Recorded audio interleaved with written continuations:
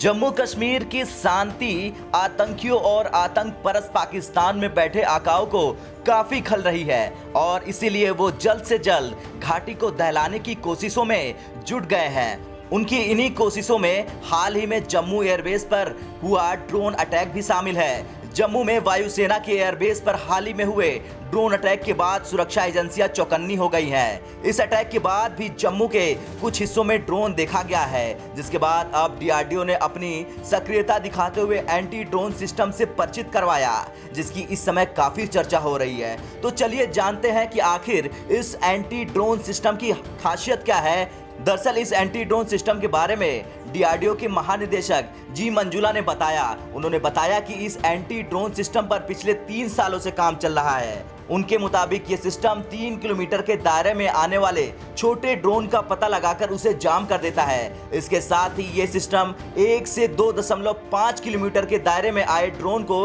अपनी laser beam से निशाना बनाते हुए उसे नीचे भी गिरा देता है। डीआरडीओ ने ऐसी तकनीक विकसित की है जो या तो जैमिंग कमांड के माध्यम से माइक्रो ड्रोन्स को नीचे ला जा सकती है या फिर लेजर पर आधारित निर्देशित ऊर्जा हथियार के माध्यम से ड्रोन्स के इलेक्ट्रॉनिक उपकरण को नुकसान पहुंचा सकती है। जी मंजुला ने आगे ये भी बताया कि अगले 6 महीने में ये सेना को मिल सकता है। डीआरडीओ ने अपने एंटी ड्रोन सिस्टम का उत्पादन भारत इलेक्ट्रॉनिक्स लिमिटेड को सौंपा है। डीआरडीओ अपने इस सिस्टम की तकनीक निजी कंपनियों के साथ साझा करने के लिए भी तैयार है। इसके लिए निजी कंपनियों को उसके लाइसेंस लेना होगा।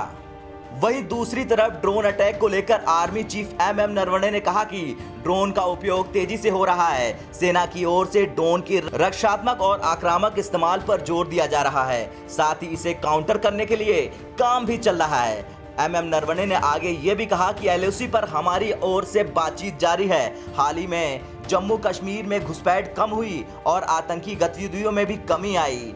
गौरतलब है कि जम्मू के जिस एयरबेस पर ड्रोन अटैक हुआ था, अब वहां पर एंटी ड्रोन सिस्टम, जैमर और अन्य हथियारों की तैनाती कर दी गई है। एयरबेस के अलावा भी जम्मू के कुछ इलाकों में ड्रोन की गतिविधियों को देखा गया है, जिसके बाद सुरक्षा एजेंसियां अलर्ट पर हैं। प्रधानमंत्री नरेंद्र मोदी ने भी गृह मंत्री अमित शाह, रक्षा मंत्री राजनाथ सिंह समेत अन्य लोगों के साथ मिलकर इस मसले पर चर्चा भी की थी। ब्यूरो रिपोर्ट, भारत तक।